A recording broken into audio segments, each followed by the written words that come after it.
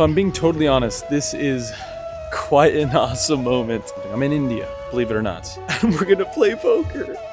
Oh my gosh, huge shout out to Jahan and Arjun for setting all this up. Couldn't have done it without them. I had to go to like a guy who knows a guy and then knew the other guy to eventually end up at this location that will be undisclosed. And man, this is pretty exciting.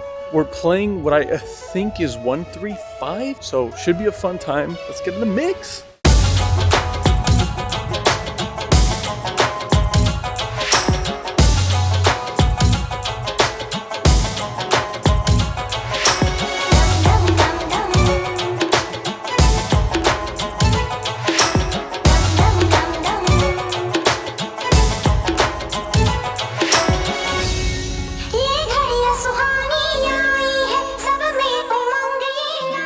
So before we get into today's episode, it's kind of important that I break down how the rupees convert to USD. To keep this super simple, $1 USD is equivalent to 80 rupees. So when I say it's an $8,000 pot, or an $8,000 bet for that matter, it is equivalent to $100 USD. So to get that out of the way, nice and early, that mathematics is a little too early for me to do, but we've got some hands to go over. So let's hop right into it. Into the game for 30,000 rupees. This first hand of note comes up. For early position limps, there's another limper, and then I decided to just flick in the limp. Why not? We're getting here, we're getting excited, getting things loose. The button limps as well, and then the straddle isolates to 3,000 rupees. 3 of the 4 limpers call, I am one of them, and the flop comes out Jack, Jack, 3 with a heart and 2 spades. When the action checks to me, there's only one player behind me to act, and this kind of gives me the green light. I'm a guest here, it's time to make sure that I own up to the name close to broke and bring the action. I bet 7,000. Action gets back to the straddler, who was that initial isolator from the flop. He decides to jam all in for 16,000. A little scary here, as we're probably never going to be all that good here, but considering that my ace is still in out and we've already invested so much in the middle, we're getting a really great price.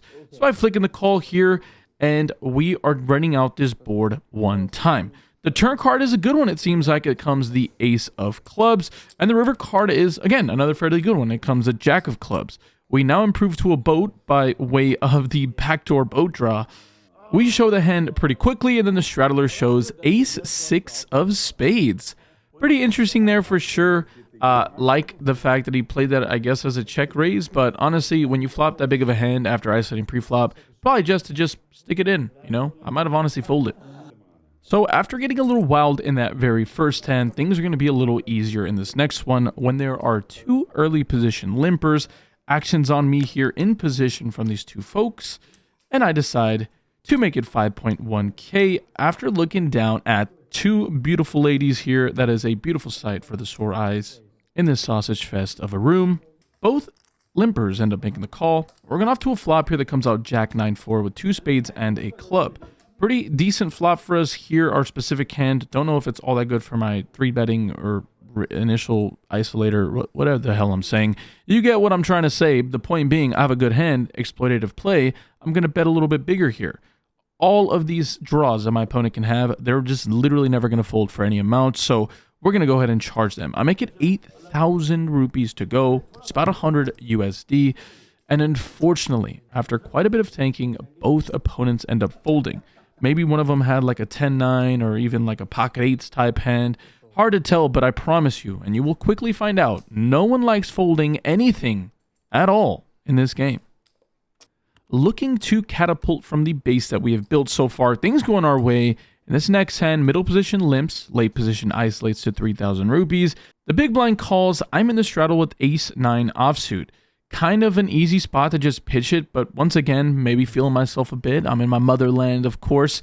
I just flick in the call because I guess why not? It's only 2,500 more for me to call. A couple of the limpers calls as well. I think we're going 4 or 5 ways off to a flop here that comes out ace 7-7.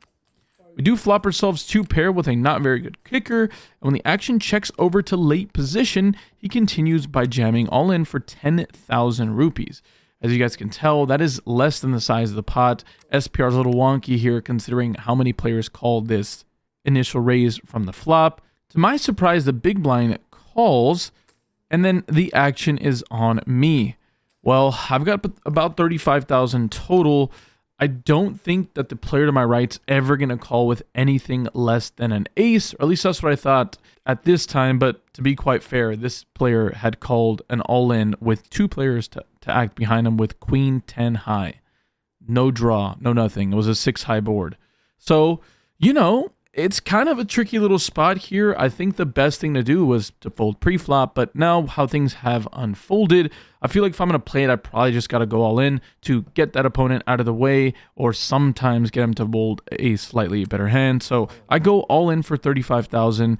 The opponent then to my left, the last player to act with a card in his hand, or cards I should say, then starts to tank. Oh my God, no. Oh no. This is an absolute stone cold disaster by every way of the word. Eventually, after tanking a bit, he decides to go all in for slightly more than 35,000. The player in the big blind thinks about it for a bit before deciding to inevitably make the fold. When our opponent tank calls, we're obviously dead here, looking for an ace. That is our only bailout. We decide to run it out once. The turn card comes the 8, and the river card comes a deuce. Late position shows pocket kings, and after a bit of Hollywooding or slow rolling, I'm not sure, the late position player shows 7-5 offsuit. So this game is action, and you'll quickly see that this is going to be one of the most action games I've honestly ever played in my life. It's pretty easy to get on winner's tilt. The first couple of hands were going my way. I was at a new place. People didn't know how I played, or at least I didn't think they did. But, you know, we've got to get back on course after that little bit of a debauchery of the last hand. In this next hand, under the gun limps. Next to act isolates to 2,000 chips. Middle position calls. I'm in the big blind after watching the small blind call, and I decide to make the call with 6-4 diamonds. Totally getting on track here, guys. Only suited gappers from now on, or better. The straddle calls, and so does that limper. Once again, too many ways to a flop here. Like 12,000 in the middle or something like that. We're like 5 or 6 ways, and we flop 2 pair. Pretty hard to do with this hand, but when you do it, it's pretty great. I will say this is a very, very connected board. 6-5-4 rainbow, not a flush draw to worry about, but with the action checking through, I feel like I got the nuts here. So when the turn card comes out, the king of hearts, improving all of those king high as well as ace king type holdings, this is the absolute green light to bet. I bet 6,000 chips here. That is quite a bit of monies here. And luckily for me, I get 2 callers. Going off to a river card that now comes out the deuce of hearts. This is where something interesting happens. A little bit of a live read I pick up pretty quickly. Sure, the 3 now makes a straight. And once again, I'm now going for a smaller and smaller amount of value. I feel like checking here would be kind of a little bit of a spot of missed value. I think we can bet and easily get away with a fold to any raise. The reason I say checking is bad here is that I'm always going to get check backs from hands that I would have gotten value from otherwise. I feel like I had like 5-4 suited, 6 deuce suited, ace king, king queen, king jack are just not going to be folding to fairly small sizings here, but they'll be snap checking back themselves if they are in position and don't want to put any more money in the middle. I feel like is probably what's going to happen here. I picked up a live read from the first player from the small blind, and he was fumbling with his chips, pretending to lay out a bet. And you know when that happens every time, and it almost never fails, the person just doesn't want to face a bet themselves. They're trying to manufacture a check through on this river. So I feel like I missed the opportunity, and when I check it here, again, in position player pretty quickly checks it back. I announced 2 pair, and it's obviously good here. Once again, these small little things make a really big difference. Granted, the pot was already fairly big. I think over 30,000 rupees, if I'm not mistaken. So, again, small thing. Maybe throwing out a small $10,000 wager or 10,000 rupee wager might have not even got called. But like I said, the opportunity to get called there by king or some lesser 2 pairs is so high. I messed up.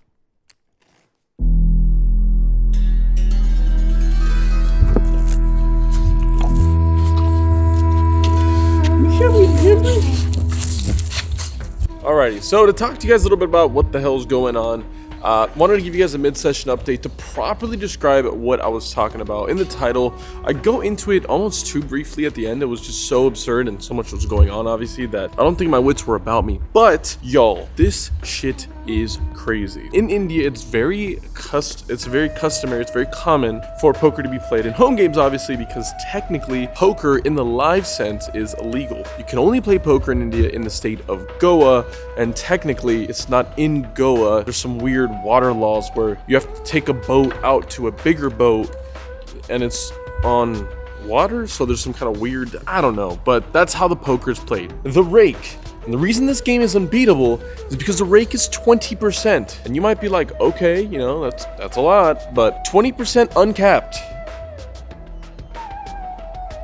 What? As you guys will see very often when I put the bets, there's very few times even I notice the rake, honestly, because I'm just an idiot and I'm blind to it, but it is so extreme. You can just blatantly see it in all these pots. And it's not weird. It's not like they're robbing you. It's very normal. That's just what they do out there. So, I don't know. Let me know what you guys think about that. Let me know if you guys have ever heard of any rake that intense, I guess. I don't know. But do me a favor. Leave a comment in the comment section down below letting me know what's the worst rake at a casino you've ever heard of. Mine was Paris, 10% uncapped. What the fuck is that? And then this one obviously takes the cake for the home game. Most ridiculous rake I've ever heard of in my life. 20% uncapped is, I mean, come on. We're just there to give a donation to the house at that point. Anyways, we're gonna get back to the video, but before we do, remember, next week, so literally a week from today being Thursday, December 7th. What is next week's date? Let me think. Mike will put up the date here, but this is the date. I think it's like December 13th. We're going to be hosting our very first free roll over on the Splash Squads. We're going to be doing a $1,000 prize pool. I don't know what the rebuys are yet. If you do rebuy, I think it'll be like $1. So I said 15 before. It's actually $1 or something. So if you guys want to play, you guys have to sign up on the Splash Squads. The link is at the top of the description. First place can be pretty decent money. And again, it's completely for free. There's no, what do they say? Like no sign up required. I don't know. You get what I'm saying? You guys have to make an account with there. I'll see you guys shortly. Let's get back to the video. This has been a fun one to make. Pocket queens, once again, early on in the session is a beautiful situation. I decide to raise to 4,000 after an early position limp. The big blind, the straddler, and the limper make the call. 4 ways to a flop that is pretty similar to the last one we saw with queens, as it comes jack, 9, deuce with 2 spades and a club. Once again, when the action checks over to me, I have a pretty clear continuation bet. I make it 5,000 to go this time. Far too small, I think, for the opponents in the hand, especially considering how wet this board texture is. But when only the limper makes a call, and the turn card comes out the jack of diamonds, we don't really love it all that much here, as our opponent obviously is going to have a ton of jacks. So when the action checks over to me, although it's better than seeing my opponent lead out to me, I think my hand plays really fine as just checking here and then calling most bets on the river, allowing my opponent to bluff if he decides to with missed flush draws. So when the river card comes out the king of hearts, the changes to our plans are not going to be there. Still going to go ahead and call any bet that my opponent makes, albeit not as likely for me to be able to go for value on this river. Hard to get value for much here. Maybe a random 9 looks me up here, or sometimes I guess pocket 10s, but when my opponent's limping here, I just don't see a lot of 9s, or strong 9s, I should say, or a hand like pocket 10s to really be here. Feels like more than likely I'm going to be up against a hand that's never going to call me, or a hand that's better than me. So I go ahead and just check it back. I show my hand, and my opponent shows pocket 4. So pretty light call there on the flop, and as we said, almost impossible for us to get value on that river. But we would have definitely opened ourselves up to getting check raised to, which after the hand, he told me that he was planning on check raising me on the river. Pocket 10s was pretty good to me earlier. Looking to backpack off that one, when early position limps, the hijack isolates to 1.5k. The cutoff calls, and I am on the button when I look down at pocket 10s. I think I make a small error here. I decide to raise it up to 6,000 rupees. We have learned pretty quickly that people do not like to fold under literally any circumstance. So when you pick up a premium, it's probably a good idea to go a little bit on the larger side, maybe slightly exploitative, but you've got to be able to adjust to the players at the table. Nobody's folding. Unless you make it a little bigger, maybe they'll consider folding, but even then, we have value. Let's get value. 6,000 is far too small. I would have better liked something in the neighborhood of like 8,000 plus. 8,000 to 10k would have been better. Either way, the hijack and the cutoff call. We're going 3 ways off to a flop here that comes out ace, king, 5 with 2 spades and a club. No spade in my hand, so this is a pretty easy just check from me. The action goes to a turn card that comes out the 8 of spades. The cutoff decides to bet 20k. The hijack, who's definitely one of the pros of the table, decides to fold after tanking. And then the action's on me. I think about it for some time. I double block the hands that my opponent might turn into bluffs, like queen 10 or jack 10 for straight draws. So my hand's honestly not that great to have here. We'll obviously have better hands to call with. Maybe the king, queen suiteds of the world. Maybe sometimes a weak, middling type of ace, wheel aces. So pretty easy spot for me to fold. I just did think about it because this player had been bluffing his freaking tail off. So unfortunate for me here, but like I said, pretty easy laydown for us. So after dusting our first bind, things, like I said, have been a little rocky here. Next hand of note, early position limps. Limping is quite regular here. I decide to isolate to 2,000. The button calls, the limper calls. We're going 3 ways off to a flop that comes out king high with absolutely nothing working for us. With the action checked over to me, I decide to c-bet for a whopping 3,000 chips, to which my opponent pretty quickly makes the call. The turn card is a pretty, innocuous card here. It's just an absolute brick. And with the action once again on me to start the hand, I don't want to give up the betting lead here. Sure, my opponent can obviously have a king here, but he can also have some flush draws, and maybe we can get him to fold those hands, but we'll have to see. I go ahead and make a small wager once again here, to which my opponent snap calls. In my head, I can vividly remember thinking, geez Louise, I cannot get anyone to fold. Bluffing would be an absolute disaster here. I might as well pack up my bags and head the hell back down to LA to battle the Euros who might respect my bets. But when the river comes out yet another brick, that little devil on my shoulder there, I just slap it in the face and I say, look at me, buddy. You see my face here? Do I look like I'm not going to... Have you ever seen me give up on a bluff? Not today, Satan. I'm going for it, baby. We didn't come all the way to India to just give up on bluffs. So I pony up, I believe, 6,000 chips and I go for it. To be fair, I throw out the chips and immediately as I let them go, I'm like, oh my goodness, I just threw away 6,000 rupees, like almost $100. What the hell am I doing? And then he folds. He folds. Oh my God. I cannot believe I got somebody to fold at this game. It is an absolute miracle. So much so that I decide to windmill it right in his face. Dunk on him. Honestly, to be fair, this gentleman was wonderful to be around. But, a big bluff. We'll take it. Big bluff in India, baby. Let's go. In this following hand, one of the few professional players in the game decides to open it up from middle position to 2,000. The button makes a call. I'm in the straddle, and Jack 10 offsuit's good enough to just flick it in. So we're going off to a flop here, which I make top pair and a gutter ball to the straight. I decide to donk lead here for 3,000. Not something I recommend doing all that often, or at least not something that's in my strategy all that often, but I do like introducing it sometimes in multi-way pots, honestly, when I flop a pretty big hand or a really big draw, or even better when I have nothing, but it's a board that is usually better for me than the opponent. On this board like this, I'll have all the straights, I'll have the bottom probably 2 sets, and like this, I have top pair and a straight draw. So why the hell not? I make it 3,000 to go. Middle position folds, and then the button makes the call. Turn card is a board pairing 7 of hearts. Bringing in that backdoor flush draw. At this point, I once again want to bet for value. Want to get value from all of the straight draws that are going for straights, as well as those combo draws. You name it, our opponents will probably more than likely want to call with it. I bet 3.7k, I should say, and my opponent decides to make the fold. Unfortunate to not get any more value, but I do like how he played that hand. And I don't say that all that often. These low suited connectors have definitely been my favorite hands of the night. Early position limps, middle position isolates to 2,000.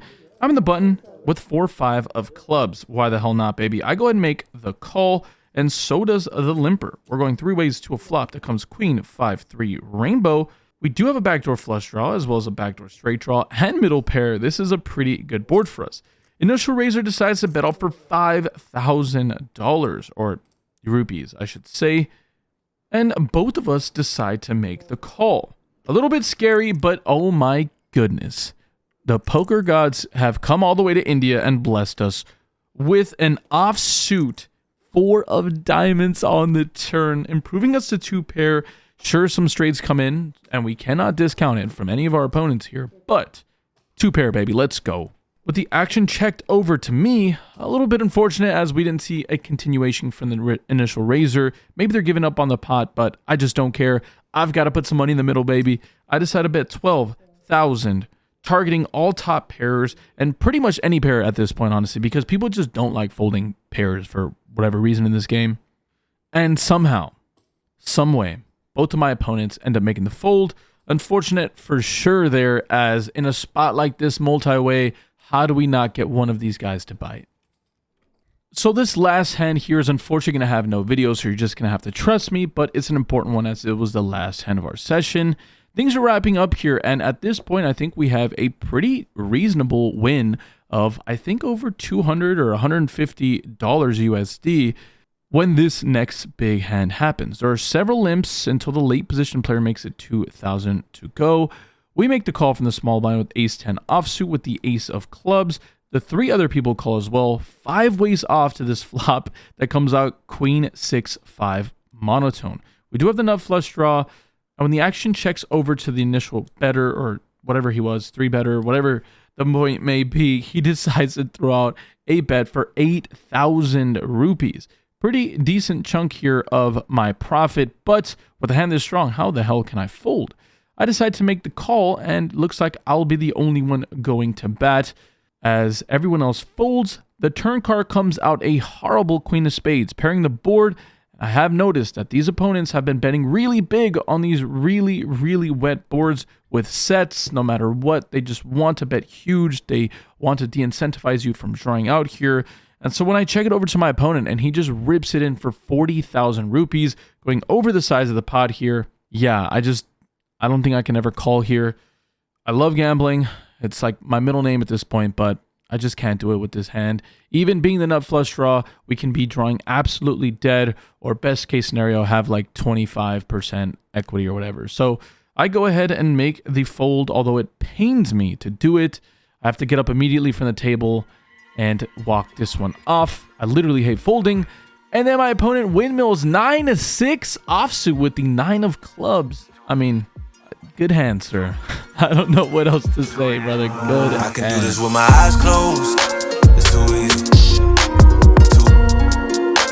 Too easy. So, as you guys can see, we're still in India, and wanted to properly close out the session from the other night. We ended up playing for, I think, just under 3 or 4 hours. We played until right around midnight. I actually called my time 2 hours in advance just in case I won. And we did win. Very small amount of money in relation to USD, but I mean, considering the rake was like 20% uncapped, that's like a whole thing I can make a video on in of itself. We ended up playing 4 hours. We won 1,500 rupees, which is good for just shy of $20. So until next time, India, probably can't be playing games like that, but it was a wonderful time. I can't describe how fun it is to travel and play poker, and I hope to see you guys around in these poker tables near you. I can do this with my eyes closed. It's too easy.